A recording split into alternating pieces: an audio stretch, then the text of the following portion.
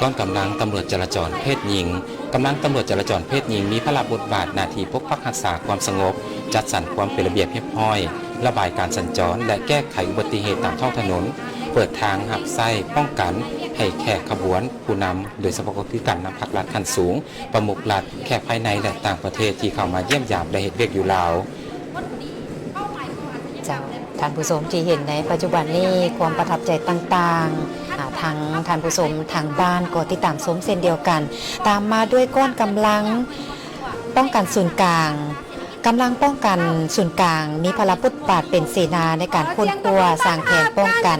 บรรดากองประชุมระดับชาติระดับสากลผู้นำพรรครัฐแขกขันสูงทางภายในและต่างประเทศทุ่ง50 ปีและแผนคำควรน้ำใจที่2ธันวาคมเป็นภาพที่สวยสดงดงามกับการบินแสดงของเมืองมี17ประชาชนแม้นกำลังประกอบอาวุธมาจากประชาชนโดยประชาชนและเพื่อผลประโยชน์ของประชาชนลาวบนเผ่าความของคอยของพ่อแม่ประชาชนที่ติดตามเบิ่ง50 ปีที่ได้แสดงที่ยิ่งใหญ่แบบนี้ก้อนกำลังป้องกันเคลื่อนที่กำลังตำรวจป้องกันเคลื่อนที่แมนมีต้นกำเนิดมาจากกองพัน208หรือกองบัญชาการ208และเพื่อให้สอดคล้องกับหน้าที่การเมืองในระยะใหม่จึงได้เปลี่ยนชื่อมาเป็นกองบัญชาการป้องกันเคลื่อนที่ในปี 2007 เป็นเสนาธิการให้การค้นคว้าวางแผนการป้องกันสกัดกั้นตีพิเศษของกำลังป้องกันความสงบซึ่งเป็นกำลังประจันบานเพื่อแก้ไขสภาพเหตุการณ์ฉุกเฉินที่เกิดขึ้นตามมาด้วยก้อนมหาชนก้อนเยาวชน2ธันวาแม่นองค์การจัดตั้งมหาชนของเด็กน้อยลาวที่มีคณะชาวหนุ่มประชาชนปฏิบัติลาวเป็นผู้นำพาซี่น้ำโดยกงหอบด้านพรรคประชาชนปฏิบัติลาวย่ำใดก็มีความเป็นห่วงเป็นใยต่อโศกชะตากรรมของเด็กน้อยลาวบรรดาเผ่าถือเวียกงานเยาวชนอนุชนเป็นเวียกงานยุทธศาสตร์ที่สำคัญ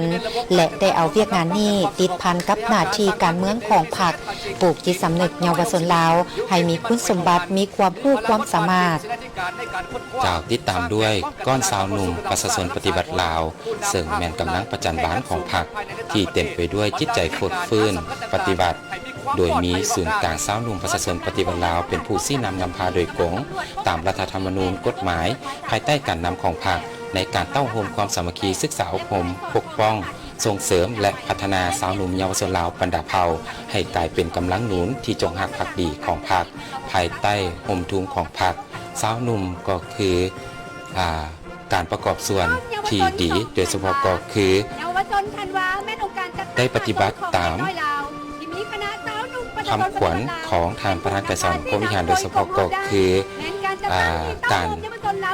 ยึดมั่นในการต่อสู้ก็คือพัฒนาประเทศชาติของพวกเราต่อด้วยก้อนสะพานแม่ยิงลาวเป็นตัวแทนให้แม่ยิงลาวบรรดาเผ่าในการปกป้องสิทธิผลประโยชน์อันชอบธรรมของแม่ยิงและเด็กส่งเสริมความก้าวหน้าของแม่ยิงความเสมอภาคหญิงชายภายใต้คำขวัญพัฒนาความเสมอภาคหญิงชายติดพันกับการพัฒนาประเทศชาติและขอแข่งขัน 3D พลคุณลักษณะที่เป็นมูลเสื้อของแม่ยิงลาวตั้งหน้าเข้าร่วมสร้างเศรษฐกิจเอกราชเป็นเจ้าตนเองและกำลังแห่งประกอบส่วนเข้าในภารกิจปกปักรักษาและพัฒนาประเทศชาติติดตามด้วยก้อนกำลังสหพันธ์กรรมบาลลาวสหพันธ์กรรมบาลลาวได้สร้างตั้งขึ้นในที่1 กุมภาพันธ์ ปี 2556มีระบบการจัดตั้งแต่ขั้นศูนย์กลางของท้องถิ่นได้รับการนำพาและศึกษาอบรมโดยพรรคประชาชนปฏิบัติลาวมีพลังบทบาทในการโฆษณาศึกษาอบรมตัวแทนในการเต้าโฮมความสามัคคีปลุกระดมกรรมกรและสาวโปรดแห่งงานปกป้องสิทธิและผลประโยชน์อันชอบธรรมของสมาชิกกรรมบาลลาวบรรดาเผ่าในทั่วประเทศเสริมขยายสิทธิเป็นเจ้าของชนชั้นกรรมบาลสาวโปรดแห่งงานตั้งหน้าปฏิบัติตามคำขวัญกรรมบาลลาวเข้มแข็งทันสมัยสามัคคีมีวินัยและน้ำใจกรรมสิทธิ์และ5 ข้อแข่งขันเป็นเจ้าติดพันกับขบวนการแข่งขันฮักษาและการพัฒนาอย่างกว้างขวางตามมาด้วยกองกำลังศูนย์กลางแนวเล้าสร้างชาติศูนย์กลางแนวเล้าสร้างชาติมีพลบทบาทเป็นคันทุงเตาโฮมความสามัคคีปองดองศึกษาอบรมปลุกระดมเสริมขยายสิทธิเป็นเจ้าในการปกปักรักษาวัฒนธรรมฮีตของประเพณีอันดีงามปกป้องผลประโยชน์อันชอบธรรมไกลสิทธิติดแท้เก็บกรรมค้ำเห็นความมุ่งมา่ปรารถนาของประชาชนลาวบรรดาเผ่าและสร้างคนต่างๆมีระบบการจัดตั้งนับแต่ขั้นศูนย์กลางลงฮอดท้องถิ่น สาวผู้แห่งเราที่กว้างขวางในระบบการเมืองของระบบประชาธิปไตยประชาชนซึ่งได้รับการสั่งตั้งขึ้นในวันที่1 กุมภาพันธ์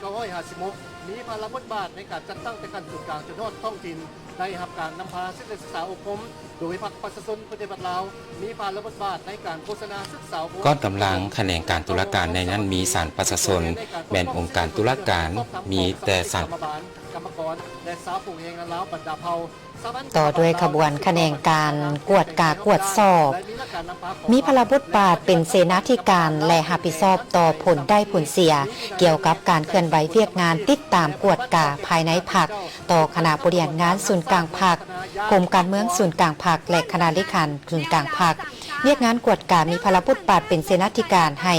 ประธานประเทศเกี่ยวกับเวียกงานกวดกาลัดสกัดกั้นและต้านการส่อราษฎร์บังหลวงก้อนกำลังแขนงการตุลาการในนั้นมีศาลประชาชนแม่นองค์การตุลาการมีการสร้างตั้งศาลประชาชนสูงสุดขึ้นและศาลประชาชนสูงสุดมีสิทธิ์ในการพิจารณาตัดสินและพิพากษาคดีอยู่สาธารณรัฐประชาธิปไตยประชาชนลาวมีหน้าที่ปกป้องสิทธิผลประโยชน์ก็คือความยุติธรรมสิทธิบุคคลของประชาชนลาวในนั้นมีองค์การอัยการประชาชนสูงสุดก็แม่นองค์การสั่งฟ้องผู้ถูกหาขึ้นศาลและติดตามกวดกาเข้ารบและปฏิบัติกฎหมายในการดำเนินคดีตามกระบวนการยุติธรรมยึดมั่นคิดซี่นำที่ว่าผู้กระทำผิดต้องถูกลงโทษตามกฎหมายผู้บริสุทธิ์จะบ่ถูกลงโทษมี3องค์ประกอบด้วยกันก็มีศาลประชาชนสูงสุดองค์การอัยการประชาชนสูงสุดและแขนงยุติธรรมองค์การตรวจสอบเอกลักษณ์มีพระบทบาทหน้าที่ในการตรวจสอบอย่างเป็นเอกลักษณ์ต่อบรรดากฎสมองค์การและแขวงและนครหลวงจันทร์และบรรดาภาคส่วนต่างๆแม้บรรดาก้อนกำลังดังกล่าวเป็นตัวแทนในการต้านและสกัดกั้นการส่อราษฎร์บังหลวงก้อนแขนงการตุลาการศาลประชาชนแม้นองค์การตุลาการมีแต่ศาลประชาชนเท่านั้นจึงมีสิทธิอำนาจพิจารณาแขนงการยุติธรรมกระทรวงยุติธรรมแม่นกงจักรหนึ่งของรัฐบาลเป็นเสนาธิการให้แก่รัฐบาลคุ้มครองมหาภาคเวียกงานกฎหมายและยุติธรรมประกอบส่วนของในการสร้างสรรค์ปรับปรุงกฎหมายนิติกรรมใต้กฎหมายอย่างเป็นระบบครบสุดยุ่งแหงเวียกงานตัดสินของศาลให้ถูกต้องและบรรลุตัวเลขคาดหมายสุกยุ่ในการโฆษณาเผยแพร่สร้างสถิติเคารพกฎหมายในทั่วสังคมโดยยึดมั่นคิดนำที่ว่าผู้กระทำผิดต้องถูกลงโทษตามกฎหมายผู้บริสุทธิ์จะบ่ถูกลงโทษตามมาด้วยกองกำลังแขนงการต่างประเทศกระทรวงการต่างประเทศและคณะพัวพันต่างประเทศศูนย์กลางพรรคเรียกงานการต่างประเทศได้ติดพันกับขบวนการต่อสู้กู้ชาติของประชาชนลาวประดับเผ่าปัจจุบันสาธารณรัฐประชาธิปไตยประชาชนลาวมีสายพัวพันการทูตกับประเทศ151ประเทศมีสายพัวพันกับพรรคการเมืองในโลก145พรรคการเมืองมีคณะสันติภาพและ1สมาคมมิตรภาพกับต่างประเทศและสาวสมาคีของลาวมีสำนักงานผู้ต่างหน้าแห่งสปปลาวประจำอยู่ต่างประเทศนิติกรรมใต้กฎหมายเป็นระบบครบสุดประกอบส่วนเขาในการปกปักรักษาความมั่นคงความสงบปลอดภัยในสังคมและสร้างสรรค์พัฒนาเศรษฐกิจสังคมให้รับปื้นรับตัวใหญ่เข้มแข็งเจือละก้าวยุ่งเหงเรียกปฏิบัติคำตัดสินของศาลให้ถูกต้องและบรรลุตัวเลขคาดหมายในนั้นบรรดาก้อนแขนงการศึกษาวิทยาศาสตร์และกีฬากระทรวงศึกษาธิการและกีฬามีหน้าที่สำคัญในการพัฒนาทรัพยากรมนุษย์ให้กลายเป็นกำลังแห่งเปรียบเหมือนทวนไฟที่ส่องแสงสว่างแห่งปัญญาและความรู้ที่บ่มีวันดับมอดของความเจริญรุ่งเรืองพร้อมทั้งสุขยุ่งส่งเสริมพัฒนาวิทยาศาสตร์เทคโนโลยีและนวัตกรรมของอุตสาหกรรม4.0แนใส่ประกอบส่วนเข้าในการสร้างเศรษฐกิจเอกราชเป็นเจ้าตนเองนับมือนับไหลขึ้นส่งเสริมมวลชนทุกเพศวัยเข้าร่วมฮัดกายบริหารและลิ่นกีฬาให้ทั่วถึงสร้างได้บุคลากรกีฬาที่มีคุณภาพเข้าร่วมในการแข่งขันเวทีภาคพื้นและสากลปัจจุบันสปปลาวมีสายพัวพันการทูตกับ151ประเทศมีสายพัวพันกับตามมาด้วยขบวนกระทรวงการเงินและธนาคารแขนงการเงินมีพลบทบาทเป็นเสนาธิการในการคุ้มครองมหาภาค เกี่ยวกับการวางแผนพัฒนาเศรษฐกิจสังคมแห่งชาติแผนงบประมาณแห่งรัฐแผนการลงทุนของรัฐแผนพัฒนาระบบสถิติแห่งชาติในขอบเขตทั่วประเทศแขนงธนาคารก็มีภาระบทบาทในการคุ้มครองมหาภาคทางด้านเงินตราสถาบันการเงินและระบบการชำระที่สุ่มใส่จัดตั้งพันธุ์ขยายเศรษฐกิจเอกราชเป็นเจ้าตนเองภายใต้คำขวัญรับประกันเสถียรภาพด้านเงินตราแห่งชาติให้มั่นเที่ยงพัฒนาสถาปนาโดยเฉพาะพัฒนาเงินตราให้เข้มแข็งและพัฒนาการบริการทางด้านการเงินให้ทั่วถึงสั่งคนเราให้มีความรู้ความสามารถมีคุณธรรมและความรับผิดชอบต่อสังคมกระทรวงโยธาธิการและขนส่งตลอดระยะ 50 ปีแขนงโยธาธิการและขนส่งได้เติบใหญ่ขยายตัวทางด้านโครงหลังพื้นฐานทางบกทางน้ำและทางอากาศและทางในตัวเมืองก็ได้มีการสร้างตะข่ายขยายตัวเจ้าเห็นว่าแขนงคมนาคมขนส่งมีการพัฒนาโดยเฉพาะที่เห็นเมื่อกี้นี้ก็แมนรูปรถไฟแสดงถึงการขยายทางเส้นทางรถไฟลาวจีนทั้งอากาศทั้งสายการบินทางบกทางน้ำแมนได้ไปฮอดไปถึงการขยายก็เฮ็ดให้การสร้างสาพัฒนานี่อำนวยความสะดวกสบายหลายขึ้นสีเขียวและนินยงให้มีความเข้มแข็งยกสูงบทบาทแขนงการเงินยืนอยู่แถวหน้าในการตัดสินปัญหาทางด้านเศรษฐกิจการเงินของชาติให้สมกับการเงินคือหมากหัวใจเป็นสายเลือดใหญ่ในระบบเศรษฐกิจของประเทศแขนงการธนาคารมีพลังบทบาทในการคุ้มครองมหาภาคทางด้านเงินตราสถาบันการเงินและระบบภายหลังที่ได้เปิดอย่างเป็นทางการในท้ายปี 2021 ผ่านมาก็เห็นว่าการขนส่งโดยสารตัวเลขที่เพิ่มขึ้นทั้งการขนส่งสินค้าผ่านจากลาวไปยังจีนแล้วก็ไปยังบรรดาประเทศต่างๆก็เห็นว่ามีจังหวะที่ขยายตัวเลขเพิ่มขึ้นตลอดโยธาธิการและขนส่งได้เติบใหญ่ขยายตัวทางด้านโครงหลังพื้นฐานทางบกทางน้ำทางอากาศทางล่างและทางในตัวเมืองคนเด่นที่สุดแม่นตานางเส้นทางจาก 11,000 กิโลเมตรตามมาด้วยกองกำลังกระทรวงเทคโนโลยีและการสื่อสารเวียกงานเทคโนโลยีและการสื่อสารได้ประกอบส่วนสำคัญเข้าในการสร้างสรรค์และพัฒนาประเทศชาติเพื่อหันประเทศให้เป็นอุตสาหกรรมทันสมัยผ่านวิสัยทัศน์ยุทธศาสตร์และแผนพัฒนาเศรษฐกิจดิจิทัลเพื่อคุ้มครองส่งเสริมการนำใช้และพัฒนาเทคโนโลยีนวัตกรรมและการสื่อสารที่ทันสมัยเข้าในทุกขงเขตเวียกงานเพื่อหับความต้องการเพื่อรองรับความต้องการในการหันเป็นดิจิทัลประกอบส่วนเข้าในทุกแขนงการเศรษฐกิจสังคมแต่ส่วนกลางลงฮอดท้องถิ่นมีจุดสูงทนทานทันสมัยปลอดภัยเสื่อมโยงเสื่อมจอดและยืนยงจากนั้นแมนก้อนกำลังกระทรวงเกษตรกรรมและสิ่งแวดล้อมกระทรวงเกษตรกรรมและสิ่งแวดล้อมสร้างตั้งขึ้นในเดือนพฤษภาคมปี 1965 ที่เมืองเวียงไซแขวงหัวพันแขนงการมีบทบาทคุ้มครองเกษตรกรรมป่าไม้ที่ดินน้ำสิ่งแวดล้อมและพัฒนาชนบทเพื่อรับประกันความมั่นคงทางด้านเสบียงอาหารชนบทได้รับการพัฒนาคุ้มครองนำไส้และปกปักรักษาทรัพยากรธรรมชาติป่าไม้ตามทิศหันเปลี่ยนทันสมัยปัจจุบันสามารถผลิตเสบียงอาหารได้ 6.75 ล้านดอลลาร์6.75 ล้านต้นต่อปีสามารถค้ำประกันเสบียงอาหารภายในได้โดยพื้นฐานและสามารถผลิตส่งออกสินค้าเกษตรกรรมได้หลายกว่า100 ล้านดอลลาร์สหรัฐต่อปีแขนงเกษตรกรรมเป็นปลายแหลมโดยเฉพาะในเกษตรกรรมที่สปป.ลาวมีท่าแห้งก็เห็นว่าปัจจุบันนี้การนำเอาท่าแห้งของเกษตรกรรมเพื่อส่งออกไปยังต่างประเทศก็มีช่องทางที่เป็นรูปธรรมหลายขึ้น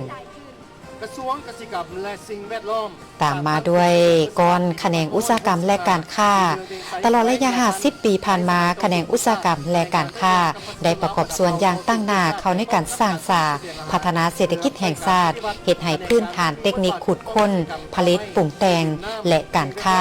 มีการขยายตัวอย่างหนักแน่นต่อเนื่องประกอบส่วนหลายกว่า36ส่วนห้อยของ GDP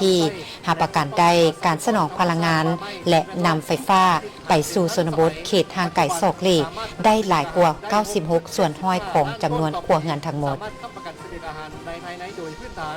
สามารถผลิตและส่งออกสินค้าเกษตรกรรมได้หลายกว่า 1,600 ล้านดอลลาร์สหรัฐต่อปีในขณะเดียวกัน คำควรก็มีการค้าเป็นตองโซอุตสาหกรรมเป็นสายพานแนใส่เสริมขยายทายแห้งของแขนงอุตสาหกรรมและการค้า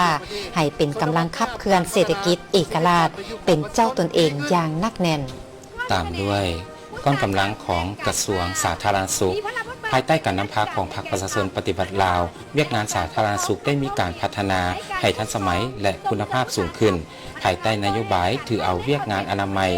การพยาธิและส่งเสริมสุขภาพเป็นต้นต่อและสนองการบริการปิ่นปัวพยาธิอย่างทั่วถึงให้มีคุณภาพเสมอภาพและยุติธรรมเป็นสำคัญ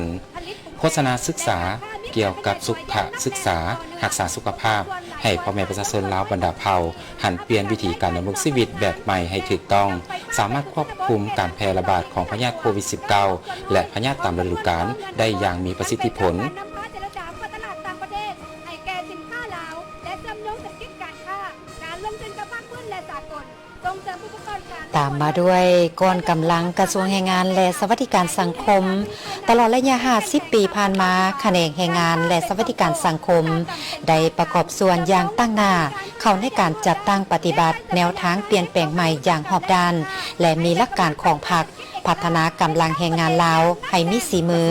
มีเวียกเฮ็ดงานทำมีรายได้ที่มั่นคงและแรงงานได้รับการคุ้มครองตามระเบียบกฎหมายและได้รับการปกป้องทั้งสังคมนับมือนับเพิ่มขึ้นแขนงแรงงานมีผู้ที่มีผลงานความดีในภารกิจปฏิบัติต่อสู่ปลดปล่อยชาติได้รับนโยบายตอบแทนอย่างทั่วถึงเทื่อละเก้า สามารถควบคุมการระบาดของพยาธิต่างๆตามฤดูกาลได้อย่างมีประสิทธิผลและมีอายุเฉลี่ยเพิ่มขึ้นสถานที่บริการสาธารณสุขได้ยกระดับมาตรฐานดีขึ้นและมีความชำนาญทางด้านการแพทย์การปฏิบัติของพนักงานแพทย์ปฏิบัติแพทย์ประชาชนนำไส้ยาปลอดพยาธิต่างๆปฏิบัตินโยบายการประกันสุขภาพทั่วปวงชนด้วยกองทุนประกันสังคมและประกันสุขภาพเพื่อสืบต่อภารกิจแขนงสาธารณสุขให้ก้าวขึ้นก้อนแขนงแรงงานและสวัสดิการสังคมกระทรวงแรงงานและสวัสดิการสังคมได้รับการตั้งขึ้นในวันที่2 มังกรปี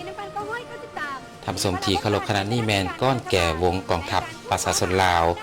แก่วงกองทัพประชาชนลาวแมนหนึ่งโครงประกอบในการจัดตั้งกำลังประกอบอาวุธของกองทัพประชาชนลาวเฮ็ดหน้าที่รับไส้พิธีการต้อนรับแขกสำคัญ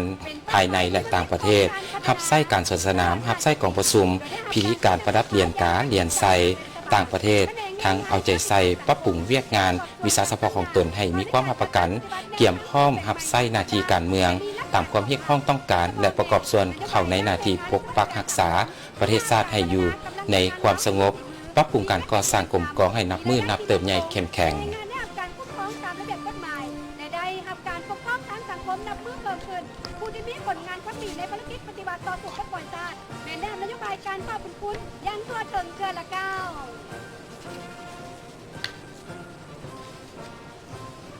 กองแก่วงเป็นหนึ่งในกองประกอบการจะตั้งกองกำลังประกอบ ก้อนกำลังนครหลวงเวียงจันทร์นครหลวงเวียงจันทร์เป็นมากหัวใจของปวงชนลาวทางชาติมีประวัติศาสตร์อันยาวนานหลายกว่า465 ปีเป็นศูนย์กลางแห่งอำนาจการปกครองเป็นใจกลางแห่งการพัฒนาเศรษฐกิจวัฒนธรรมสังคมการศึกษาศาสนาศาสนาเวียกงานการทูตต่างประเทศทั้งเป็นใจกลางแห่งการเต้าโฮมกำลังแห่งของชาติของประชาชนลาวบรรดาเผ่าและชนชั้นคนต่างๆในสังคม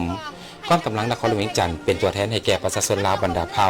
มีหลากหลายด้านภาษาปากเว้าวัฒนธรรมฮีตของประเพณีและเครื่องนุ่งห่มที่สวยสดงดงามเป็นเอกลักษณ์เฉพาะในปัจจุบันสปป.ลาวของพวกเราได้รับรองเอาเผ่าต่างๆอย่างเป็นทางการแล้วมี50เผ่าประกอบมี4หมวดภาษาคือหมวดภาษาลาวไตหมวดภาษามอญคแมร์หมวดภาษาจีนทิเบตและหมวดภาษามงอิวเนียนเศรษฐกิจวัฒนธรรมสังคมการศึกษาศาสนาเรียกงานการทูตการต่างประเทศและทั้งเป็นใจกลางในการเต้าโฮมกำลังแห่งของชาติของปวงชนลาวบรรดาเผ่าและสั้นคนต่างๆในสังคม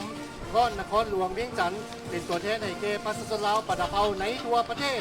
มีความหลากหลายด้านภาษาปากเว้าวัฒนธรรมยี่ของประเพณีและเครื่องนุ่งห่มที่มีความสวยสดงดงามเป็นเอกลักษณ์เฉพาะตัวปัจจุบันสปป.ลาวได้รับรองเอาเผ่าต่างๆอย่างเป็นทางการซึ่งประกอบนี้ตามมาด้วยกระทรวงวัฒนธรรมและท่องเที่ยวตลอดระยะ50 ปีแขนงวัฒนธรรมได้มีบทบาทเป็นปัจ จัยพื้นฐานแห่งการดำรงคงตัวของชาติโดยได้ปกปักรักษาและสืบทอดมรดกแห่งชาติอันล้ำค่าโดยความพยายามอันแห่งกล้ากระทรวงวัฒนธรรมและการท่องเที่ยวได้นำเอานครหลวงพระบางวัดภูจำปาสักธงไหหินเสียงขวงเสียงแคนลาวการตำผ่าลายนาคฟ้อนลำวงลาวและอุทยานแห่งชาติหินนำนอเป็นมรดกโลกพร้อมนั้นในเวียกงานห้องสมุดสำนักพิมพ์การพิมพ์จำหน่ายและสมาคมนักประพันธ์ก็ได้รับการส่งเสริมอย่างต่อเนื่องเพื่อเผยแพร่ความรู้และวัฒนธรรมสู่สังคมความอุดมสมบูรณ์ได้กลายเป็นแห้งดึงดูดที่สำคัญที่สุดในการท่องเที่ยวคือนับตั้งแต่ปี 2000 จนมาฮอดปีกายนี้ 2024 ก็เห็นว่าตัวเลขนักท่องเที่ยวสากลแม่นเพิ่มขึ้นอย่างหลวงหลายจาก 700,000 กว่าคนมาสู่ระดับเวียงจันทร์ได้โดยเฉพาะแล้วกระทรวงวัฒนธรรมและการแพร่วัฒนธรรมที่เป็นเอกลักษณ์ผ้าไหมที่ได้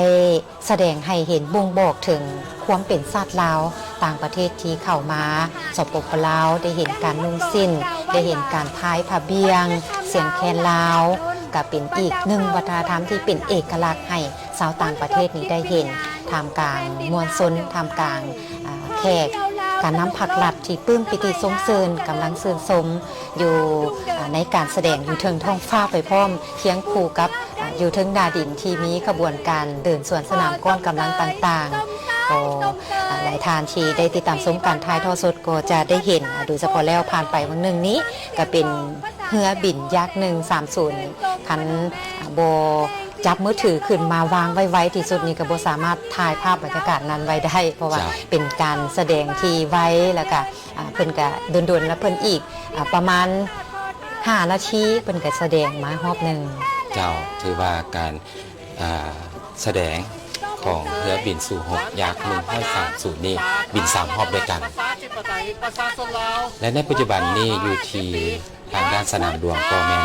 การแสดงของก้อนกำลังกระทรวงวัฒนธรรมและการท่องเที่ยวในนั้นก็ประกอบมีการแสดงเป่าแคนซึ่งแคนก็ถือว่าเป็นมรดกทางด้านวัฒนธรรมนามธรรมของชาติลาวเฮาที่ได้ถือขับพองและเขาจะแม่นก็แม่นการตำผ้าในส่วนคือลายหน้าเป็นมรดกทางวัฒนธรรมที่พ่อแม่ประสบส่วนลาวโดยเฉพาะคือเพศหญิงได้มีการตั้งหูกออกมาเป็นพื้นฐานหลักในอดีตจนถึงปัจจุบันนี้เป็นลายที่สวยงามก่อนจะได้ออกมานี่ก็ได้ผ่านการตำหลายเดือนสมควรผ่านฝีมือที่ปราณีตแท้ๆหลายทานกับบางคนนี่อยากสัมผัสแต่ว่าก็โบอิหลีนี่ก็โบได้เพราะว่าต้องได้ใช้ความพยายามในการตำ2 เดือน 3 เดือนจึงจะสำเร็จผืนหนึ่งนี่แหละเป็นภูมิปัญญาของชาวบ้านเป็นฝีมือของน้องแม่ยิงลาวที่ได้บ่งบอกถึงเอกลักษณ์ต่างๆอยู่สนามหลวงแห่งชาตินครหลวงเวียงจันทร์เห็นได้ว่ามีความคึกคืนโดยเฉพาะน้องแม่ยิงก้อนกำลังของกระทรวงแถลงข่าวก้อนกำลังของกระทรวงวัฒนธรรมและการท่องเที่ยวนี้ก็แม้ได้แสดงโดยเฉพาะการฟ้อนการเต้นต่างๆเจ้าซึ่งในปัจจุบันนี้อยู่ที่สนามหลวงก็เป็นก้อนกำลังของกระทรวงวัฒนธรรมและการท่องเที่ยวซึ่งมีหลายการแสดงไม่ว่าจะเป็นการเป่าแคนและการแสดงผ้าลายหน้านอกจากนี้ยังมีการแสดงกายศิลป์ของกองกายศิลป์แห่งชาติและในปัจจุบันนี้ก็แม่นการแสดงฟ้อนวงที่ถือของทำเป็นมรดกโลกเช่นกัน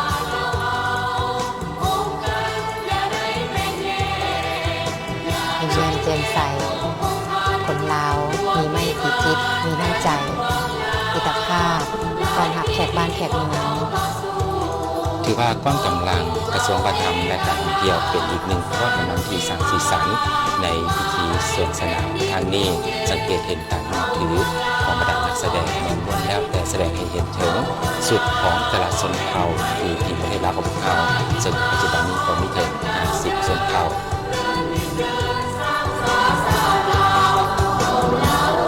ก็เป็นก้อนกำลังขบวนสุดท้ายปิดงานนอกจาก การที่เห็นสวนสนามมาแต่ละคนกำลังนี่แต่ละคนกำลังก็แม่นได้เดินสวนสนามด้วยความเพียบพร้อมมาสิ้นสุดอยู่ในกองกำลังของกระทรวงวัฒนธรรมและการท่องเที่ยวที่นำเอาเอกลักษณ์วัฒนธรรมประเพณีต่างๆสื่อให้เห็นถึง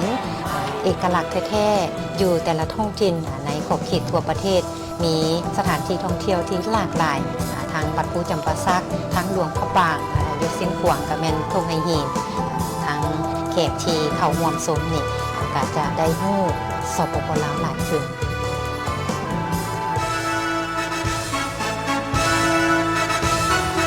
ภาพมุมสูงที่สวยงามที่เห็นถึงความกว้างทั้งหมดที่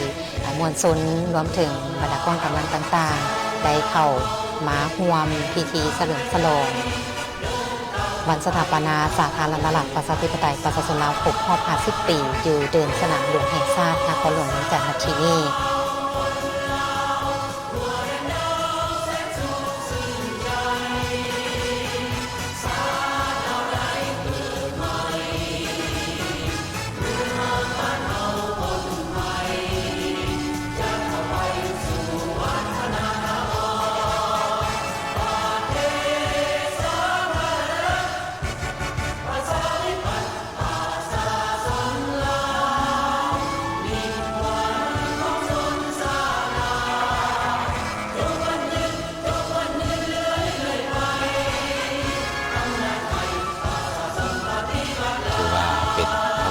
สุดท้ายที่มีการแสดงที่หลากหลายและสร้างความประทับใจให้กับบรรดาการนำพระหลักคันสูงพร้อมด้วยแขกที่ดึกเสื้อเสริมมาห่วงในครั้งนี้ทับส้มที่เคารพนี่ก็คือวาระของการดำเนินพิธีการเดินขบวนสวนสนามเฉลิมฉลองวันสถาปนาสาธารณรัฐประชาธิปไตยประชาชนลาวครบรอบ50 ปีในภาคเช้าของมื้อนี้ซึ่งในภาคค่ำของมื้อนี้พวกเราก็จะมีการนำเสนอก็คือการถ่ายทอดสดให้ท่านนั้นได้รับชมพิธีจุดบั้งไฟดอกแสดงรุ่นแบบลวดลายต่างๆรูปแบบต่างๆแล้วก็ยังมีจุดดอกไฟจุด บั้งไฟดอก ไฟดอกนั้นที่เป็นอีกหนึ่งสีสันที่มวลชนจะต้องได้บ่เสียโอกาสบ่พลาดโอกาสไปเบิ่งในมื้อค่ำคืนของมื้อแลงเพิ่นเริ่มนี่แม่น18:30 18:30 19 โมงเป็นต้นไปพุ่นแหละจนไปฮอด22 โมงเฉลิมฉลองวันสถาปนาสาธารณรัฐประชาธิปไตยประชาชนลาวครบรอบ50 ปีมาฮอดีได้สิ้นสุดลงอย่างสมบูรณ์คณะอภิชอบพิธีขอแสดงความห่วงบุญคุณขอบอกขอบใจอย่างสูงและอวยพรใส่ประเสริฐมายังบรรดาสายการนำอดีตการนำพรรครัฐแขกที่มีเกียรติทั้งภายในและต่างประเทศบรรดาสายทั้งหมดนักขุบทุกทนาพี่น้องร่วมชาติจงมีสุขภาพแข็งแรงมีความผาสุกญาติได้ผลสำเร็จไหมใหญ่หลวงกว่าเก่าในภารกิจแห่งการปกปักรักษาและสร้างสรรค์ประเทศชาติอันแสนหาของพวกเราขอแสดงความขอบใจอย่างสูงเชิญบรรดาท่านพักผ่อนได้